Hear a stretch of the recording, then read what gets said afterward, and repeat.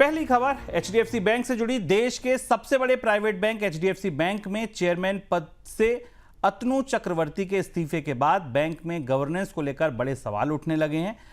अतनु चक्रवर्ती के इस्तीफे की वजह बैंक में चल रही कुछ ऐसी गतिविधियां को बताया गया जिन्हें वह नैतिकता और मूल्यों पर सही नहीं मानते हैं। उनके इस इस्तीफे के बाद शेयर बाजार में बैंक के शेयर की भारी पिटाई हुई।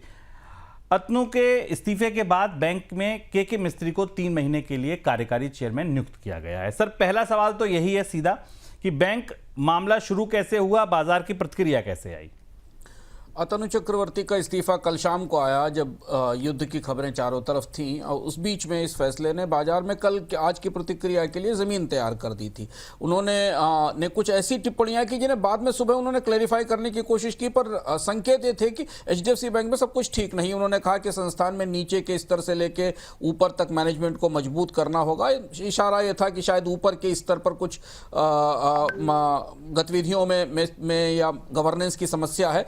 रिजर्व बैंक ने तुरंत इस मामले में हस्तक्षेप किया कि मिस्त्री को अंतरिम चेयरमैन बनाया, लेकिन बाजार में विदेशी बाजार में भी गिरावट हुई। एचडीएफसी के स्टॉक में 7% की और भारत में तो तेज गिरावट आई और उसके बाद ये आकलन आने लगे कि निवेशक, जो बड़े निवेश संस्थाएं थी, उन्होंने इस पर न्यूट्रल का संकेत देना शुरू कर दिया।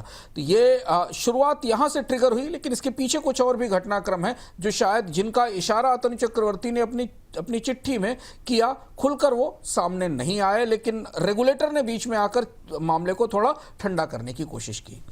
सर, एक और सवाल ये उठता है कि बैंक के अंदर समस्याएं क्या हैं?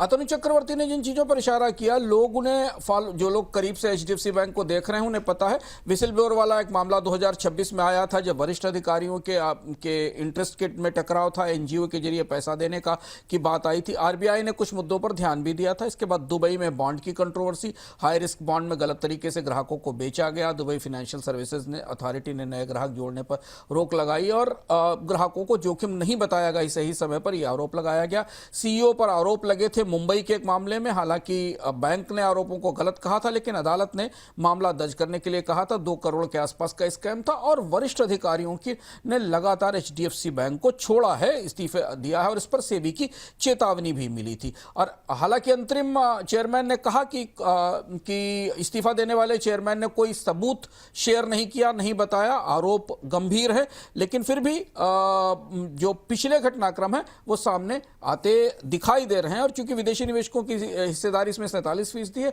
तो यह मामला केवल भारत का ही नहीं पूरी दुनिया का है। सवाल इस बात पर यह है कि क्या अब इस पूरे घटनाक्रम के बाद और इस पिछले 4-5 विवादों के बाद सेबी या आरबीआई इसकी आधिकारिक रूप से जांच शुरू करेंगे, और अगर जांच करते हैं तो फिर बैंक के स्टॉक्स पर आने वाले दिनों में ज्यादा असर दिखाई देगा।